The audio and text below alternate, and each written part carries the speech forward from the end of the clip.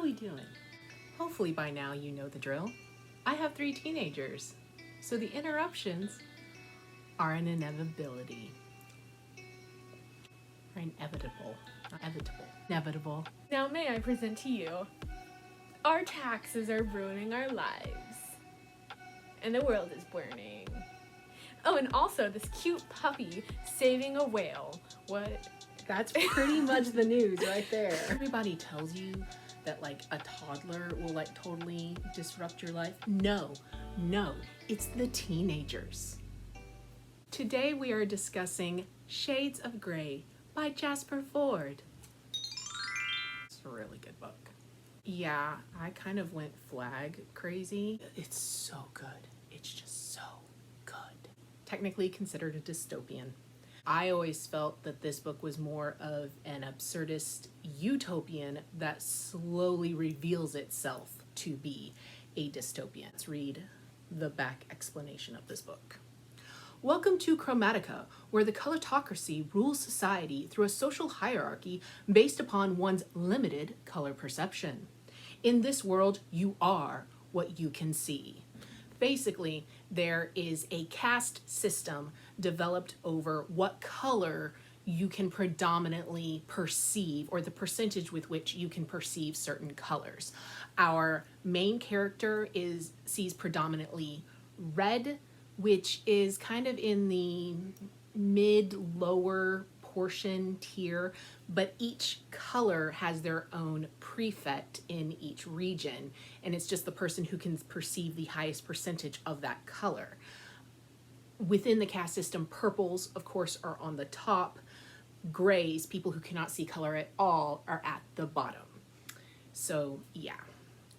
But Eddie Russet wants to move up. When he and his father relocate to the backwater village of East Carmine, his carefully cultivated plans to leverage his better-than-average red perception and marry into a powerful family are quickly upended. I did not read the back of this book before I started reading it, so I did not know where this book was going. The back of this book reveals a lot of the plot, so I'm just going to stop right there. I will go ahead and read this last sentence. This last sentence worse. Will Eddie be able to tread the fine line between total conformity, accepting the path, partner, and career delineated by his hue, and his instinctive curiosity that is bound to get him into trouble? Okay, first of all, we've got to talk about the absurdist nature of this book. I feel like if you are a fan of Terry Pratchett, Douglas Adams, those types of books, you would love Shades of Grey. So instead of enjoying aspirations of chromatic advancement, I was wholly immersed with the digestive soup of a Yactivo tree. It was all frightfully inconvenient. This is one of those books that starts at the end. It starts with our main character dying. Or at least you assume that he's dying. One of the things that I think has perhaps kept a lot of people from reading this book is that the vocabulary it can be difficult. It takes vocabulary and then adds a meta layer onto it to describe this chromatic society. I mean, just the words chromatica, colortocracy, you have to stop and think for a second. Okay, colortocracy, so it's a society that is based upon color. I think the way I described this to my husband was that this book can be very fatiguing to read it. Not that it's not enjoyable. It is one of the best books I have ever read in my life. Gave it 5 stars. But it can be very mentally fatiguing. This is not a beach read.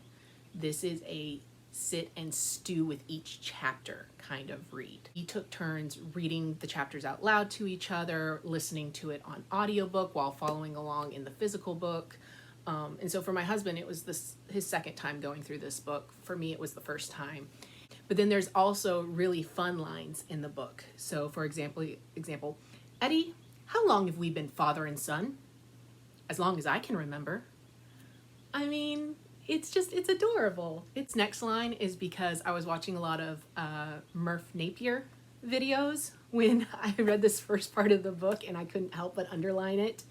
We continued past the undulating grassland. Undulating.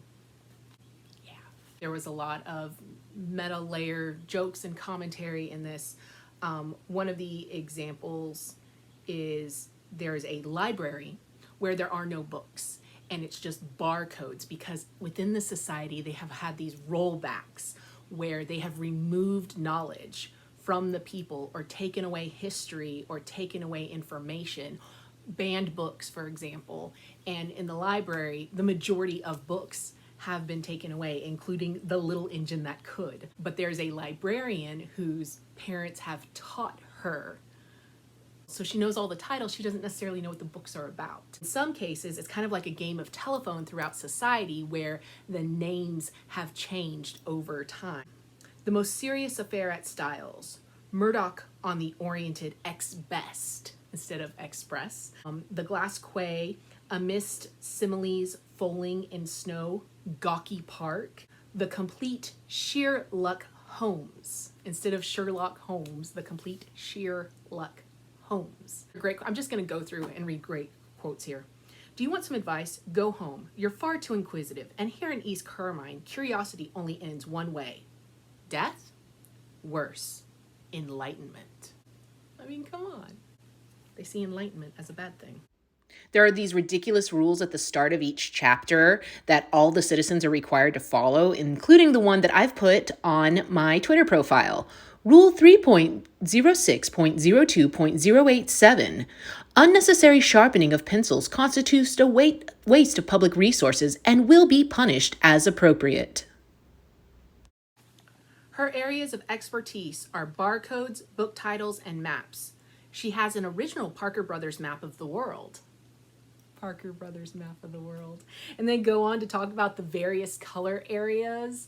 And it's clear that they're talking about a Risk board game. So in this society, instead of objectifying women's, breasts, for example, they objectify noses. If you have a retrous nose, one of those, it's considered, the height of sexiness.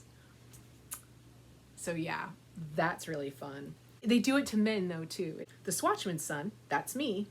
You're quite handsome.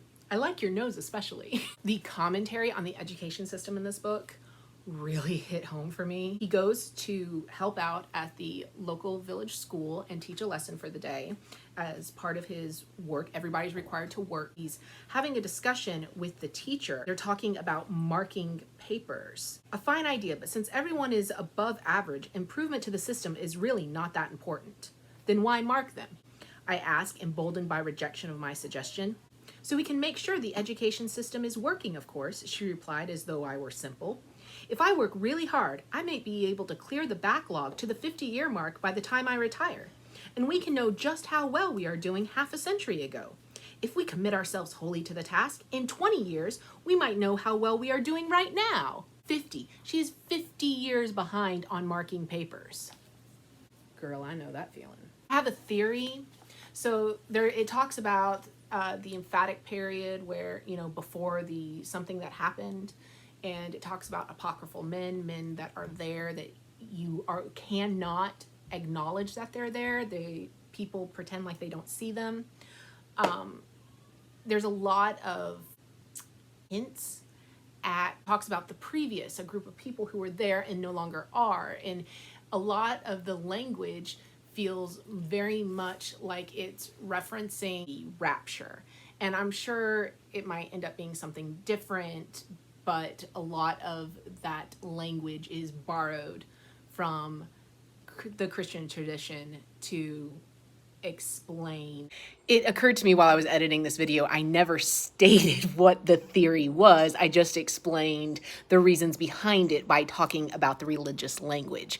And my theory is that the something that happened is shrouded in this religious language in order to cover up the cataclysmic event that most likely was caused by humanity itself. There are some things to be said about racism and eugenics and other allegorical themes found within this book that I feel like other people could probably make much more appropriate commentary on than I ever could. So I'm not necessarily going to touch those, but if you begin thinking about the colortocracy on a deeper level, you can't help but think about those things and what it meant for this whole society, or especially considering the way they are very purposefully marrying their children off to move through society. As I've already said, I gave this book 5 out of 5 stars. It is worth the thought process and maybe kind of digging in and challenging yourself. The ending did absolutely destroy me, because for such a joyous book, it ends on an extremely dark note. And I feel like my husband should have warned me about that. I understand the purpose of the ending, especially knowing that this is a trilogy, or it's going to be a trilogy, but it broke my heart so much. And which is a great juxtaposition to the beginning, to the very lighthearted beginning. Prequel/sequel for this book, Red Side Story, will be coming out in April of 2023. Just for context, this book came out in like 2008, 2009. So yeah, it's been a while. Make sure you check out Shades of Grey by Jasper Fforde. I think this is the part where I'm supposed to ask you to like and subscribe, and if you want to see other videos, you can check out my first video where I talk about the 6 books that I read at the beginning of June, and you can also watch if you want to see a more ranty video where I get upset at a book, you can check out my review of Rebel Rose. So, thanks.